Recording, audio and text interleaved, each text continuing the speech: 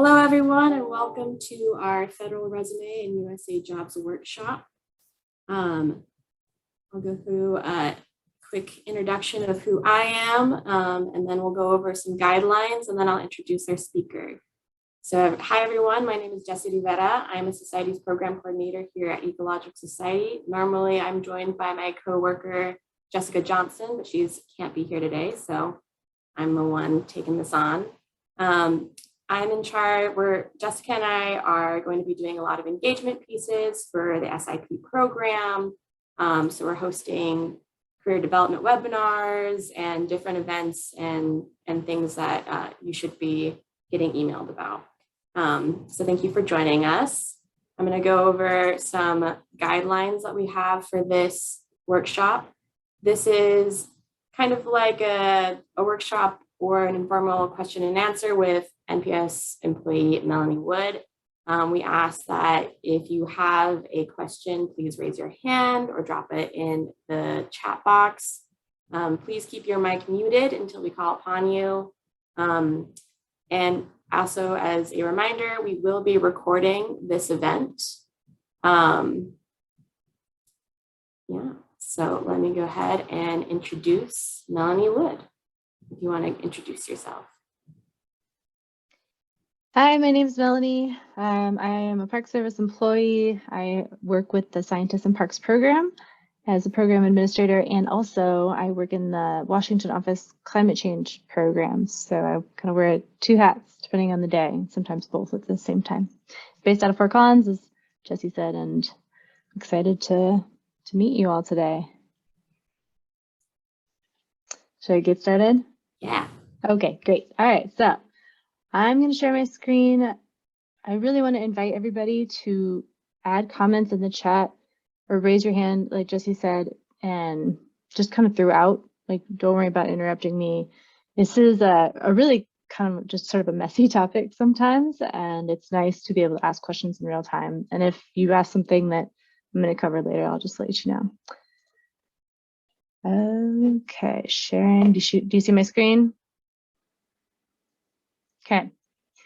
Okay, so when talking about the do's and don'ts of federal hiring, you learn quickly that everybody has a different set of experiences and advice, some of which contradict each other. So if you have experience with the federal job system, please shout it out. If you've gotten advice that you have questions about or personal experience, shout it out. For the purposes of today, even though some of you, based on your registration responses, have some experience in this area, we're going to start with the very basics. Sometimes it's just nice to take a step back and look at what the federal hiring system is structured around and the numbers they use and things like that. I also want to add that I am not at all a human resources specialist. I've been working in youth initiatives of some kind or another for 13 years. And so we talk a lot about federal hiring, but I'm not an expert. I feel like I have to say that. Okay, so there's four major categories that help to define most civil service positions in the government. It's your job series, your general schedule or GS, grade, and position type. The Office of Personnel Management assigns a number classification for different types of jobs. You can go online and view them.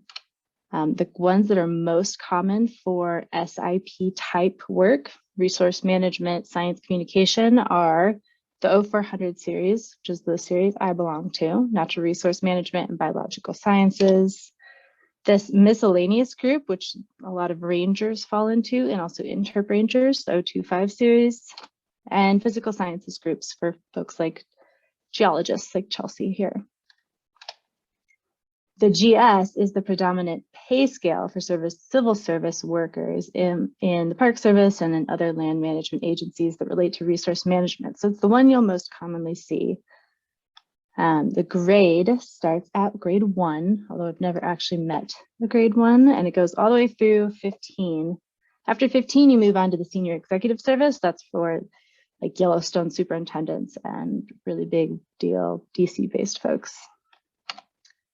Once a full year of performance is gained at a grade, you are eligible to apply for positions at the next grade in your series. Now, each job series has a different pattern for how you move up in the grades. So for example, my 401 series, which is natural resource management, you're eligible to move up grades that skip 6, skip 8, and skip 10.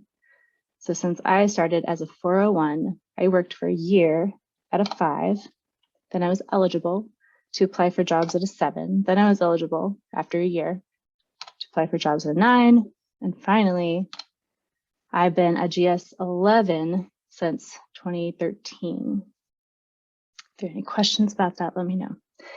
Also, in each grade, there are steps. That's along this top column here. So every year for steps 1 through 3, you move up a step.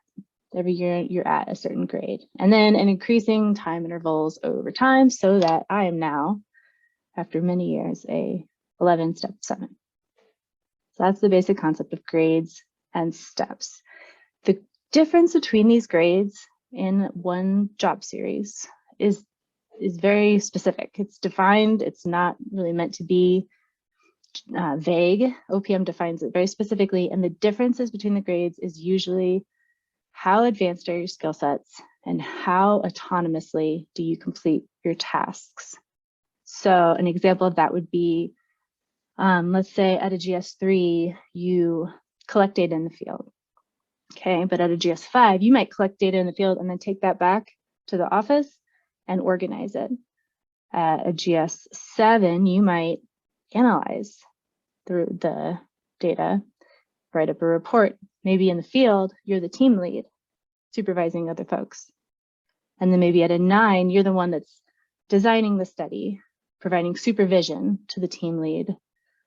And then at 11, you might be the one who had the idea for the study design, went out and got the funding, you review the methods, you approve the report, things like that. So varied degrees of responsibility, skill, and how autonomously you're conducting your work. Now that's important when we talk later about how we describe the tasks we're accomplishing in our experience in our resume. Now, having a full year at a GS5 isn't the only way to qualify for a 7. That's only within government. If you apply from outside the government, or you want to cite your education and work experience that's non-government, HR will use a totally different method to decide if you qualify for that grade, and we will talk about that. Okay, different types of positions. This is really important. A permanent position is typically defined as career. This is the status of a permanent employee who has completed 3 years of continuous creditable service.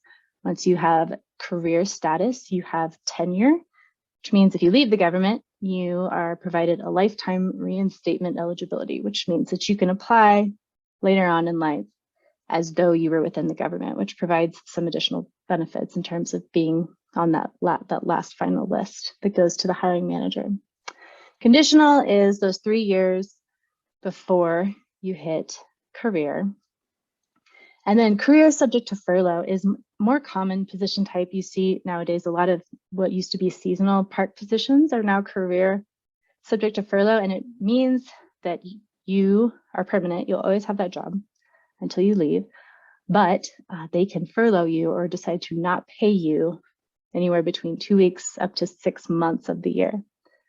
And that way it becomes kind of like a seasonal job. You show up to Mount Rainier in April and you leave in October, and you don't get paid for the winter season. A lot of positions just take 2 weeks, one pay period of your position where you don't get paid. People go home for Christmas, and it's one of the ways that parks have figured out how to manage their budgets and pay for people. There's terms which are really supposed to be short-term, start and end project work. They typically are defined for a year or 13 months, and then you can have the option to renew up to 4 years. Seasonals, sometimes they're called 1039s. They can work no longer than 1,039 hours, which is 6 months of full-time work. And you'll see Pathways, which is the federal internship program. You're actually a federal employee while you're doing your Pathways internship. Okay, so that summarizes the basics of the federal job structure for GS. Now we're going to look at the steps in the hiring process. And I saw that most of you have visited USAJobs before, and some of you have applied to positions in it. So we're going to actually go there together. Step one, USAJobs. But first, we're going to talk about it a little bit. So what is USAJobs? It's a website. Obviously, it's an automated process to rank your application based on your responses to the occupational or assessment questionnaire. And I'll show you what that is. We use USAJobs to search for jobs, obviously, upload your resume, apply. They have really great user tutorials for federal resumes and how to use the system generally. You can set up an automated search that will send you relevant postings by position, location, job type. And doing that, this bullet is mine at the bottom. I haven't seen anybody else suggest this, but I really like using it to help you define your goals. If you go in and you think, oh man, this position looks awesome. This is where I want to find out what I got to do to eventually qualify for this kind of position, sort of a dream job. And you can look and see what kind of skill sets they need and think about, okay, what's my next step for training or coursework or another job that might give me a piece of that skill set. So one day I could get to that place. The first question you should ask yourself when you go to a vacancy announcement on USAJobs is, are you eligible? So pay attention to the who may apply section of the announcement. There's the all sources or the public or US citizens, some varying degree of that anyone who's a US citizen or national can apply to. Then there's merit promotion, which is internal federal employees only. So most, you can't apply unless you're a government employee. There's a whole bunch of other ones, and I won't go into them, but some of the most obvious and common are pathways, veterans preference, public land corps, things like that. Okay, so an example of an all sources open to the public announcement is this one where down here it says the public. You can apply to that one. This one is an example of a merit promotion allowance, federal employees, competitive service, just internal. Okay, then once you apply, you go to human resources. It just gets funneled over there. And their first question that they ask is, are you qualified? They've decided, yes, you're eligible. Now are you qualified? So you have to ask yourself, are you qualified? And so we're going to go there. I'm actually going to drop the link in the chat. So if you want to, you can go there too. Or maybe I can't. How do I get to the chat? There. This is only if you want to navigate it on your own, but what I want to do is walk through it with you. Hang on here. Okay. So this is a biotech position. There's a summary. Often this is a pretty sparse one. Sometimes there's more information. So they work for the Fish and Wildlife Conservation Office. It just closed yesterday. So before it said accepting applications and big green highlight. Now it's reviewing applications. Has the open and closing dates, your salary, your pay scale, which is the GS5. And if anyone wants to know, I can tell you why there's a range for salary here. This is the step 1 to step 10, but I won't go too much into that. I would always assume, except in unusual situations, that you're going to start at the lowest income in the range. Okay, vacancies in Cheyenne, there's just one. Oftentimes it will say multiple, and it will be a position that's advertised across the country. Not oftentimes, but sometimes. And in those cases, it's important to apply quickly because they often have a little notice that says you're taking applications only up into 100 applicants, and that happens surprisingly quickly. So it may actually close before the deadline, the close date on the application. Okay, talks about telework, travel. If you will get reimbursed for your relocation, here it does not do that. This is a term, so it says 13 months. And then later in this announcement, it says there's an option to renew up to 4 years, et cetera, et cetera. The duties is one of the most important areas here. This is where you find your keywords and phrases that you want to mirror on your resume as much as possible. So read this carefully, pull out sections that you have experience related to, and put them in your resume. Okay, requirements, qualifications. So Here is where you get to decide how you're going to apply to the job. Are you going to apply with 1 year of specialized experience, comparable in scope and responsibility equivalent to the GS4, which says I'm going to qualify based on my work experience. And I can make an argument in my resume that I either worked for a year as a GS4 in the government, or I have done enough work outside the government at the GS4 level for a full year or more that I qualify for this position. The second option, if you don't want to mess with all of that, is to qualify based on your education. So that means, in this case, a full 4-year course of study leading to a bachelor's degree with a certain amount of hours in these courses or these topics, or a combination. You actually do have to choose experience, education, or a combination, and that can really affect whether or not you qualify for the job. They give more details on education, blah, blah, blah. The competencies that you'll be evaluated on, so it's just basically like the big categories that they're going to look for. This position, they're talking about birds and fish and plants. So it's clear to me that this is a pretty broad position, just bio position. And then, let's see, go past required documents, what you have to include. The most important section, in my opinion, is the one that is totally hidden down here at the bottom. After I establish if I'm eligible to apply, the first thing I do is go down here and preview the questionnaire, because this is where you will find out if you really do qualify for this position or not. And you will save yourself a ton of time in applying for stuff that you don't qualify for. So here's the questionnaire. The first several questions are about eligibility, so you can answer those, and then they get down here.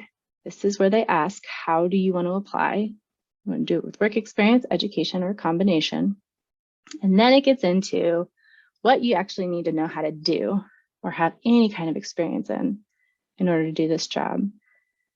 And they're all the answers are the same. It ranges from, I have no idea what that is, never done it, never heard of it, never learned about it, to I am an expert and I teach all of the other people how to be an expert, how to do this job. So there's lots of different categories in there. Okay, I'm going to talk a little bit more about that, but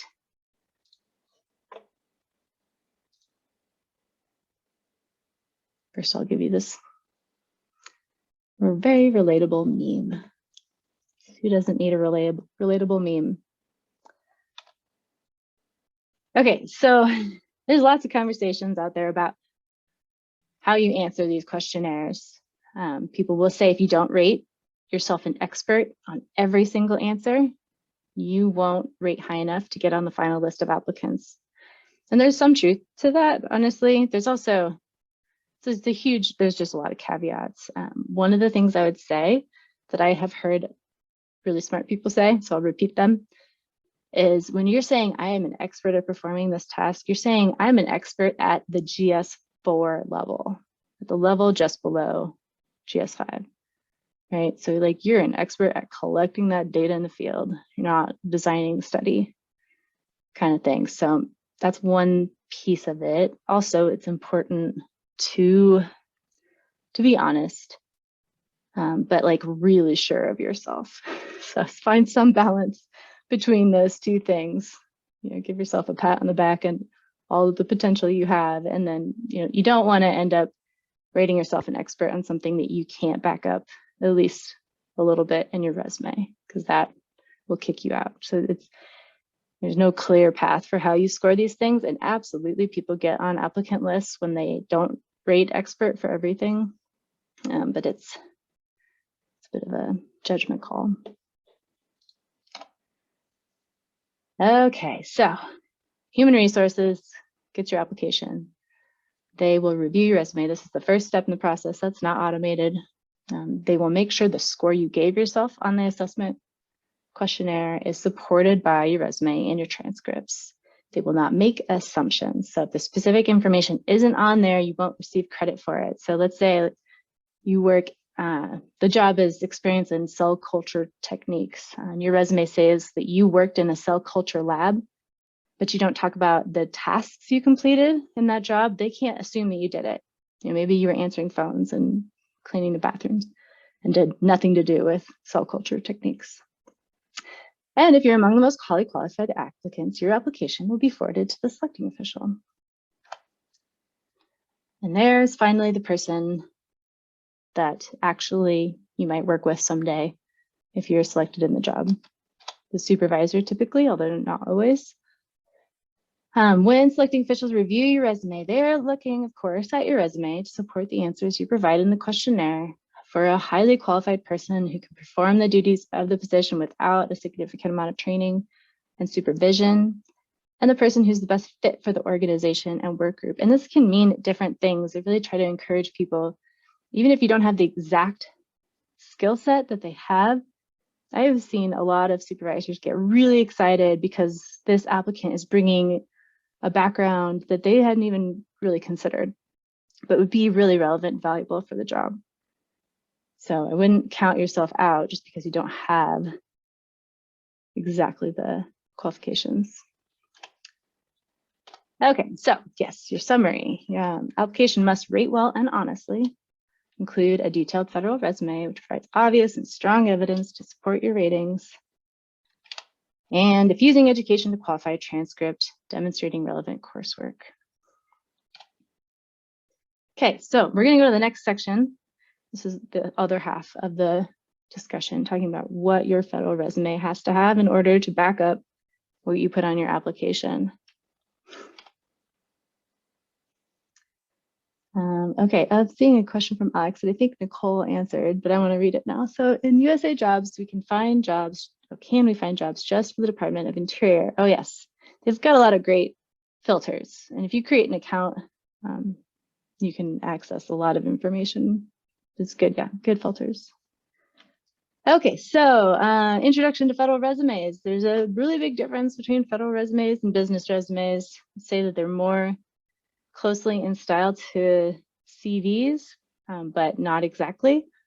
There is no particular design or format. Narrative descriptions are encouraged, which is uncommon on a business style resume. There's no page limit. There is definitely required information. And the people really want you to provide as much detail as you can, as you want to, as long as it's really easily navigable. So, oh yeah, and also it takes a lot of time to build. So I would encourage everybody that's interested in a career in the government, which hopefully is everybody on this call because you're here and that's the topic, but build a resume now, put the detailed information in there now, and then it will take much less time to tailor those descriptions to the job you're applying to when the time comes. And as I said before, some of these announcements close earlier than advertised if it hits that certain limit of maximum applicants. So you really want to turn around quickly. You don't just sit on it for a week. Basic stuff that you need in your resume is biographical information. Do not include a photo. That will get you kicked out. Vacancy information is great to put. If nothing else, it gives the supervisor the sense that you've done your research. You're not just applying to 10 different jobs a day. You're really interested in this particular announcement. Your education, cite your relevant courses, experience. Additional experience can be, it's like some people will prioritize their work experience that's directly related to the job and then so it won't be chronological all the time. They'll put their additional experience like, oh yeah, and I was also working at the gym down there. Qualifications and certifications and professional references.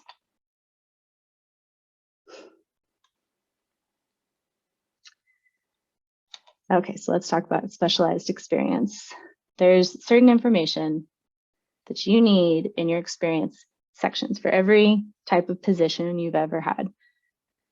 And the position title with the series and grade if it was a government job, the office location, supervisor, and if it's okay to contact them. Your pay, that's not really considered private.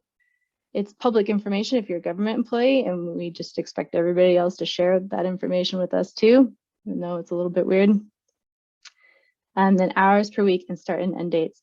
The hours per week and start and end dates are important because one of the HR specialist's biggest tasks, if you're applying from outside the government, is counting the number of weeks that you completed a certain type of job with certain types of tasks to determine if you qualify for the position.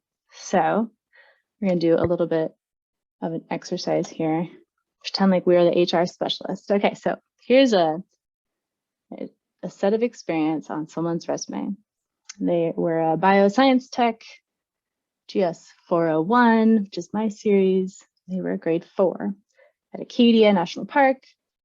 They worked that job from January 1st, 2021 to March 30th, 2022. It was a full-time gig. There's their salary. And then they listed their experience and accomplishments that, of course, was directly tailored to the job they're applying to. I'm going to ask you a question in a poll as soon as I find it. All right, so sit up a little straighter, lean forward, and grab your mouse. Question is, does this applicant qualify for a GS5 position? Yes, no, or I don't know. And while that's happening, there's a question in the chat, where can I find the federal resume template? There's a lot of templates out there because there isn't a particular format or style, but if you go to USAJobs in their user tutorials, they will tell you what needs to be in there. There's also a USAJobs resume builder where you can enter in all that data and it will spit out a resume. It's not a pretty resume. It's not like well formatted. Some supervisors like that resume and others don't. So it's just a total preference thing. I've actually seen people submit both in an application, like here's the federal resume that USAJobs created, and then also here's the same information in a nicely formatted copy. Thank you, Jessie. She just posted a link to the resume builder. Okay, wow, 100% of you answered. That's amazing. All right, I'm going to share this. And is it sharing? I hope it's sharing. Okay, so 58% of you said yes, 33, I don't know, and 3 said no. The answer is yes. This person had full-time work, 40 hours per week at a GS4 for more than a year. And that's the requirement they need if they're a government employee. They automatically qualify for the 5. Super easy. Now, let's do a second case where this experience, they are also a lab tech, but not in the government. They're at the University of Maine, same dates, January 1st, 2021 to March 30th, 2022, 20 hours a week and their salary, and then all of their great experience and accomplishments that, let's say in this scenario, HR determines matches the equivalent of a GS4, basically identical to what the bioscience tech was doing. Here's your next question, maybe. Does this applicant qualify for the GS5 position?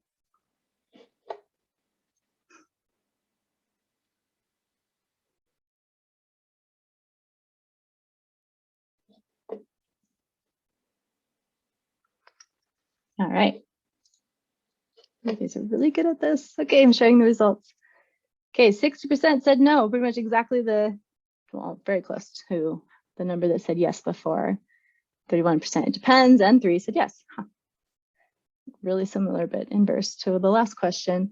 So if this is the only experience that a person has on their resume that's relevant to the job, the answer is no. They don't have a year of full-time work completing this task because it was a part-time job, which is why it's really important to put this information in here, because the HR person will catch that they are short by like, I don't know, 8 months of part-time work. It depends is also potentially a right answer, because the applicant could have other experience listed on their resume that combined makes up a full year at a GS4, or they could be applying with their work, their education, or a combination. So they could say, I did this job for 15 months at part-time, and then also here are all the courses I took, and I'm going to use a combination of the two, and that would qualify them likely. Okay, all right. Next. Okay, other basic information about just good best practices for federal resumes. Obviously, organize your resume, make it easy to identify the major duties that are on the announcement. So this is an example of what not to do. That's like really hard to read, especially because of all the automated grammar issues. This one is easier to read. It also highlights, let's say in the announcement, some of the major competencies are program development and leading school groups. They did the work for the HR person, for the hiring manager. And I mean, it's clear you don't have to read the text that they have experience in program development and leading school groups. This is a great example of how to organize the information. So they have to do zero work to tell that you've got the experience. Quantifying all of your experience is really helpful. So you can say led environmental education programs for students at Rocky Mountain National Park and in schools. But if you say my audience was K through 12, like how dynamic is that? That's a huge age group. Over 10 different schools, that's a lot of kids.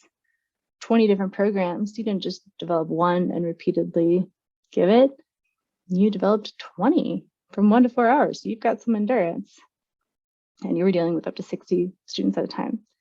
This is really helpful. And we've got a question from Colin. If they had worked for 2 years at 20 hours a week, would they have qualified? Yes. The answer is totally yes in that scenario. Great question. And then use the same terms in the announcement. So let's say the announcement uses the phrase environmental education programs a lot. Your resume talks about how you've experienced in mentorship programs and youth conservation programs and early education programs. You might not catch the HR specialist's eye. They're very busy people. So use environmental education as much as you can. Use the terms in the announcement. Mistakes to avoid, obviously missing your resume or your transcripts, not listing the hours per week or the hours are a range.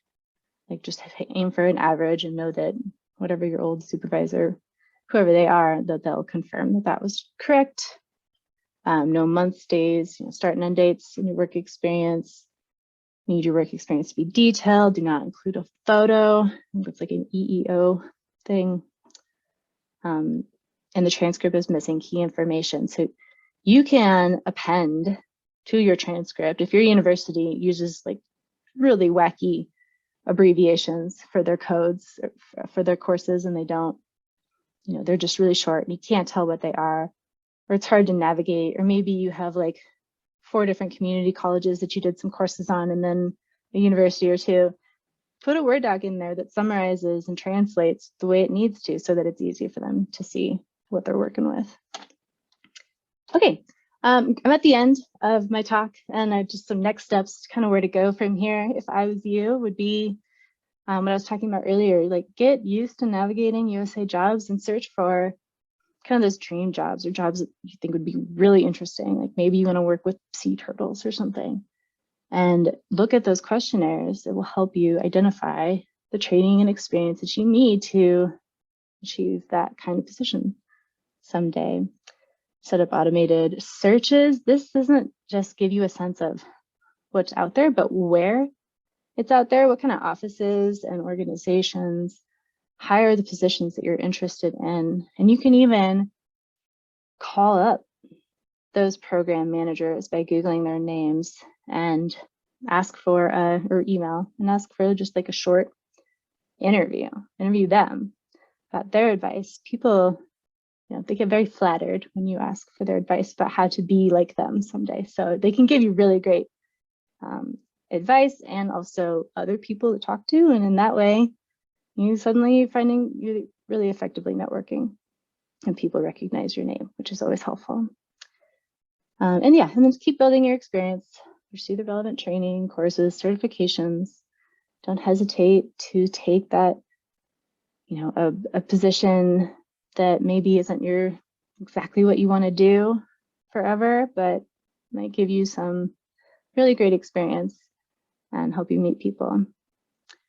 And oh, document and communicate your accomplishments. So if you're in an internship now, think about ways that you can document that, like a website or a blog or a vlog or just social media presence, and you can put that on your resume, and it helps the person see you as like a more whole and dynamic person. You can also co-author publications, but also just general articles with your PARC mentors, which is a really good idea.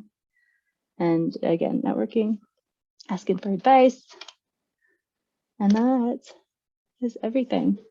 So I'm gonna stop sharing my screen, but I can go back if there's more questions. And then I see a question from Chelsea. Chelsea, would you like to unmute and ask your question? I think this is a really relevant question, one that I did not know myself, so I'm asking it for all the other folks out there. Can you answer about volunteer experience, and should interns be putting that on their federal resume if it is relevant to the position? Yeah, 100%. Volunteer experience is relevant. Put it first if it's the job, the experience they want. Yeah, I heard that there was some big corporation that wasn't accepting volunteer experience, and I think that's crazy. You're doing the same work. Yeah. Thank you. Alexis, do you want to unmute and ask your question, or should I read it aloud? We'll see if she chimes in. Hi, yeah, I can read it. Okay, so perfect. Oh, okay. Yes, my question was, where do SIPs land in the eligibility system? There was like a lot of different, boxes we could click, like federal employees or pathways, and I know we're not pathways, but I feel like we're a similar category. So I'm just curious what we would click. Yeah, this is a great question. So you are not federal employees and you can't apply as federal employees. You are partners. So you're employed by stewards, you're a nonprofit, basically. Most of you, everybody that is an intern today or in this program, if you can accrue up to 640 hours of this kind of work, and it will make you eligible to gain public land corps hiring authority. So if you have a longer than 12-week position, you will likely, if you finish your term, have PLC authority at the end. That is a special kind of hiring authority that, if it's listed in the vacancy announcement, allows you to apply as though you were part of the government, which really helps because then you're on sort of a shorter list of government employees that people can consider. Chelsea has personal experience with this. Chelsea, do you have any advice or additional information to add? I don't want to derail from USAJobs for the resume stuff, so I was just going to put in the chat, if you all have more questions about PLC, we've already done a webinar on this. And so there should be a Google folder that you've gotten from your Stewards Program Coordinator that will have a recording of the webinar, the slides, and then an infographic. And if you still have any other questions about the hiring authority, I'll put my email in the chat and you can message me about it for questions. But yes, if you complete a certain number of hours, then you can, and if you are between the ages of 18 to 30 or a veteran under 35, then you can be eligible for this PLC hiring authority, which will help you when applying to USAJobs. So. Thanks, Chelsea. Molly asks, is there a way to set up email notifications for certain positions? Yes, if you create an account, there's a feature to kind of like on Craigslist, if people still use Craigslist, to save the searches that you've created and all of the filters, and then it will email you.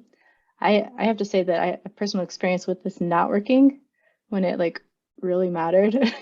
So it's not a fail-safe. They seem to show up kind of randomly for me, and I don't know if that's just a user error on my part, but it's a very prominent feature once you create an account.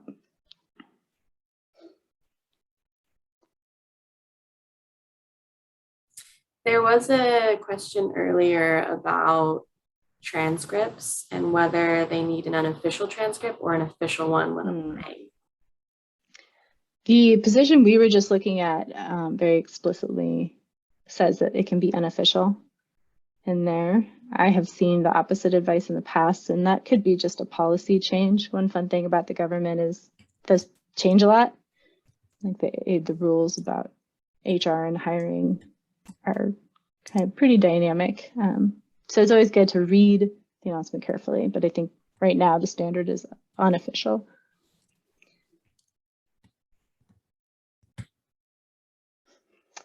Alexis, well, let's see, what is the policy for cover letters? Do we need to submit them if they are optional? If it says optional, no, you don't need to submit one. The one we were looking at did require a cover letter. I mean, this is one of those situations where people give you different advice. I would always take the opportunity to succinctly summarize why you are awesome and this job is waiting for you. So I would absolutely do a cover letter, but don't write a bad one because that can have the opposite effect. Is there a specific order we should list work experience or education, or just try to include most relevant info first? This is also kind of depends on the person. I think it's kind of a balance. If your most relevant experience was 10 years ago, and that shows up that like you worked up until 2011 or 2012, my first question is going to be, what have you been doing for the last 10 years? So I wouldn't necessarily list relevant info first if it's an extreme example like that. But if you've got a lot of different experience that's fairly close together, I would list the stuff that's relevant at the top. And it's okay if your dates are a little out of order. I mean, you can try it and look at it, try to picture yourself as the HR specialist and see, is this still easy to navigate or is this confusing? And then you can always go back to chronological order. I'm sorry, I realized that's like a total non-answer. You can also, best part about having Park mentors is ask them to look at your resume when you're applying for a job. You don't have to be still in the position. It's a really great practice to keep in touch with people as after you leave. And again, people get really flattered when you ask for their advice. Can I include something to that, Melanie, that Yeah. I've heard recently is, especially for a lot of people on this call, a lot of you are students or you've just graduated. And so what is most helpful is to put kind of how you qualify, put that at the top. So a lot of times you're going to qualify based on your education. So if you have a bachelor's degree, then you qualify for a GS5. So put that at the top. So basically, put however you qualify for the position up top. So kind of what Melanie was saying was put the most relevant kind of higher up. You want them to see that pretty quickly in your resume. I think I say this from what I've heard from hiring managers and folks that have looked at resumes, also someone who's looked at a few myself. If you've had a job most recently at Cheesecake Factory, that's wonderful. That's awesome. It's not going to be super relevant when applying for a biotech position. So put your most relevant experience higher up. Mm-hmm. Yeah, that's great advice. Addison doesn't have a mic, but they ask, an experience of most people, young people, early career scientists, USAJobs tends to be a black hole that our resumes go into and never return from, which is so true. Other than the advice you've already given, is there any way to break that wall to actually hear a response from employers? Chelsea might have some advice here too, but I would say being the squeaky wheel does help. And in that case, the first step is the HR specialist, who's listed on the announcement. If you get a response back that says you didn't qualify, ask her why, ask them why. And you can learn better ways to make your case for the fact that you did qualify. They don't list the hiring official on these announcements, as you probably know, but with a little bit of sleuthing, you can often find out who it is just by going to their website and looking for who the leads are, asking around a little bit, and that's okay to do. And in that case, again, it would be sort of a post-rejection interview to figure out what is it? Like, did I get on the list? Was there just too many people and I got kicked off, or was it not considered, and what and why? It's a learning activity that can help inform the future. But it is hard, if you're applying to seasonal subject furlough position that they're going to fill in 56 park units across the country, it does feel like a black hole sometimes.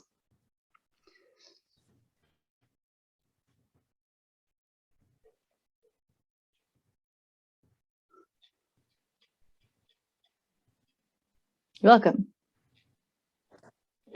Hi.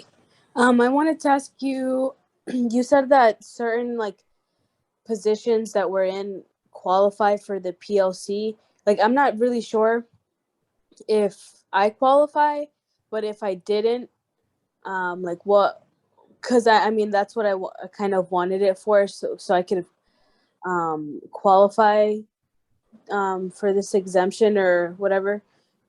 Like, what would I do if I don't? Like, is there a way that I can serve more hours to be able to be eligible?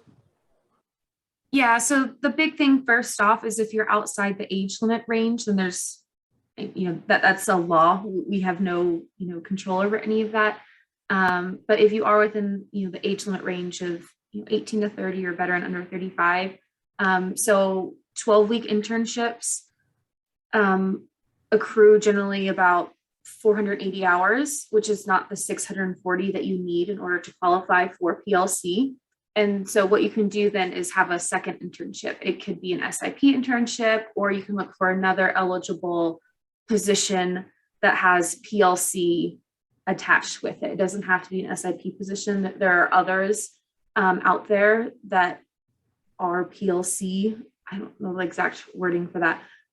So if you're in a 12-week position, you're not going to reach the required hours, but you can have another internship. You combine both of those hours together, and then you can earn your PLC from that. I highly suggest checking out the webinar recording that we did on this with the slides and the infographic, because we talk about eligibility there and kind of some of these scenarios that a lot of folks have questions about. I hope that was helpful. So what would that be, like right after, or is there like a certain time period? Like, if I can't complete the 600 hours, would I be able to do it the next summer? Yeah. Yes. Okay. As long as you're within that age limit, you have to start the internship while you're still in that age limit. You can use PLC for 2 years. It's eligible for 2 years at the end of your term. But as long as by the start date of your internship, you are within that age range, then yeah, you can wait a year, you can wait 2 years, you can wait 3 years. There's not really a time limit on that. Like, you have to get all of your hours in these 5 years or something. No, you can wait a year. Thank you. Yeah. Yeah. Hiring authorities have a lot of nuance. Yeah, that's a whole other, that's why we have a whole other webinar about that, because it's a whole other thing to tackle. But yeah, thanks, Melanie, for putting that in there. 18 to 30 or a veteran up to 35 is the big eligibility factor for PLC. Yep. Yeah, hiring 30s can be a little bit of a red herring sometimes. It's nice. It's nice to have it if you can use it. But most of the time, the SIP members like you all really benefit from the experience and the connections that you make in the Park Service, and use those a lot more than you end up using the hiring authority. Megan says, when working on my resume, is there an expiration date on any of my experience? If volunteer work is over a decade old, for example. I think it's kind of a judgment call. I wouldn't say that 10 years is too old. 25 or 30 maybe. I think if you're in this program, you could probably put everything. I've seen people put stuff from high school. If you were a VIP in a park, that is totally relevant. That just indicates like a long-term connection to the resource or the subject or the park. So yeah, I would say no. I mean, but yes, again, I wouldn't put Cheesecake Factory if it was 15 years ago, because that's not relevant. If it's relevant, put it in there.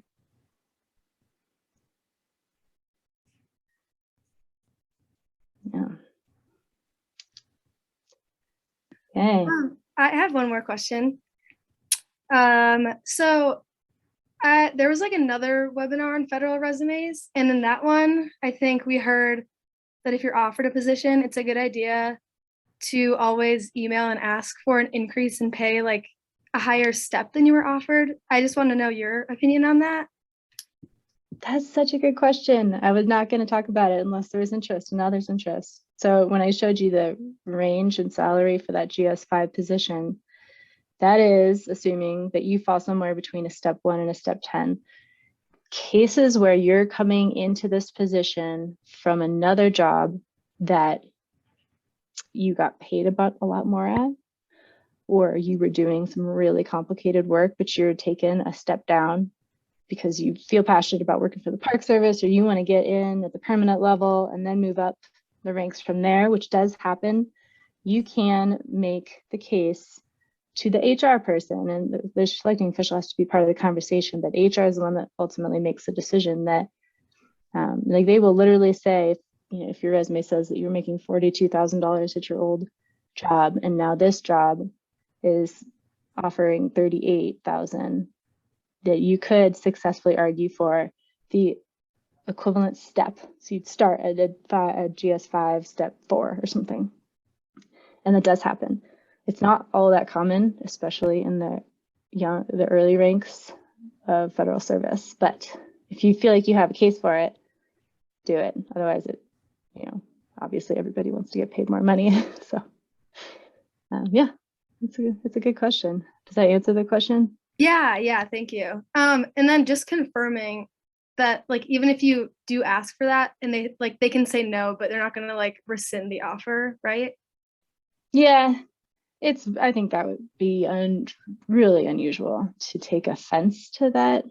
I mean, I would do it with humility and respect, but yeah, it should not in any way jeopardize the position you've been offered. Okay, yeah, thank you. Yeah, people do that with student loan repayment also.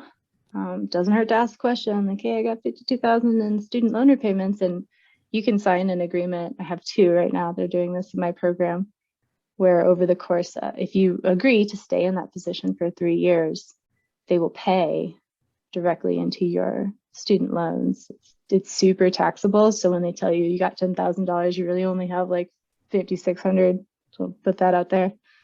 But it's another added little benefit that you can just throw out there. Sometimes they'll say yes. You do also have to stay in that position for 3 years though, or you have to pay it back.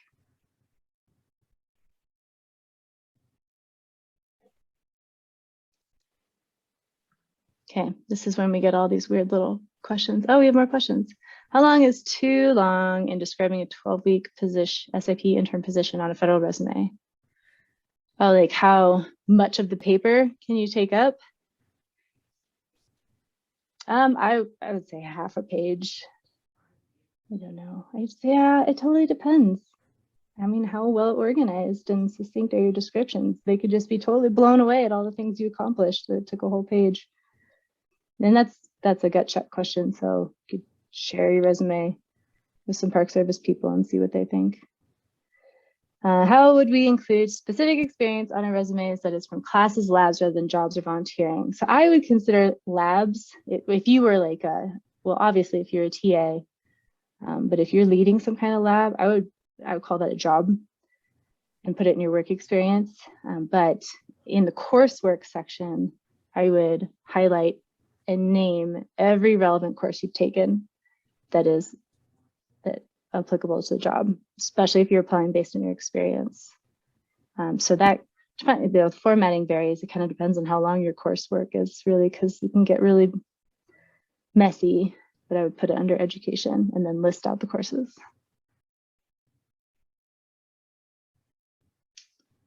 Yeah. I have a question for graduate students. Would you say it's better to qualify as education or experience or combo? Do the one that's the simplest is my advice.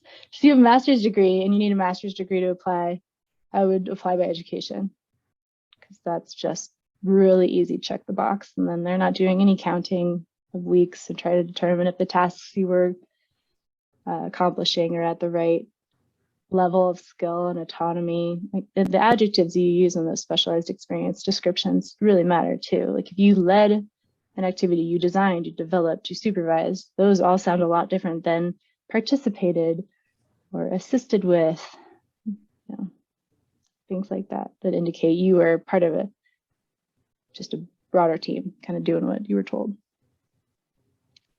Gotcha. Thank you. Yeah.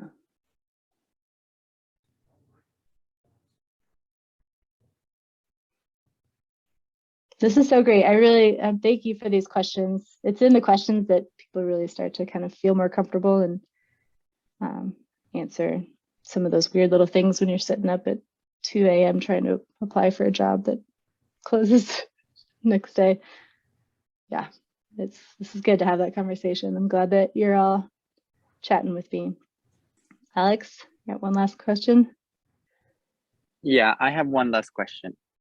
Up to how relevant like some jobs would be. For example, a job during high school that was part-time in, I don't know, being a waiter or something like that. That, if you're still in undergrad, I think I would put that, I mean, my general sense is you want to at least, it's nice to provide like up to 5 years of experience. If you're a sophomore in college, I would put that in there.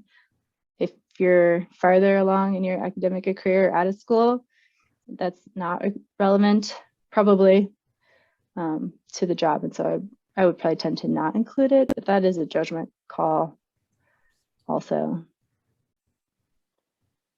Yeah, it depends. I mean, there's skill sets that you can gain from leading a summer camp or, being an Eagle Scout or things like that that don't seem like directly relevant to the job. And some people like seeing that stuff. They like seeing sort of the more whole person and the kinds of how you can interact as a team and how you can lead teams, things like that. So yeah, there isn't a good answer to that question, I think.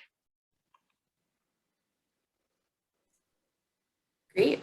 I think we're at about the hour. So thank you all for joining us. Thank you, Melanie. You were great. And I think you shared a lot of things that were super helpful. Just really quickly, our next webinar will be on July 14th, and we'll be inviting some national park employees to talk about natural resource management and give you an inside look on parks' everyday challenges. If you're interested into natural resource management, definitely attend this to see kind of what the day-to-day is. As you exit, we will have a survey where we'll ask you how you like this webinar, if you have any suggestions. We're trying to tailor it and make this series as relevant and helpful to you as possible. So please answer those on the way out. Melanie, if you want to share your email, or Chelsea, if you want to share your email, if anyone has any questions. We will be sending out this recording later for your review. Maybe we can grab those slides from you, Melanie, and send that along as well. But yeah, thank you all for coming.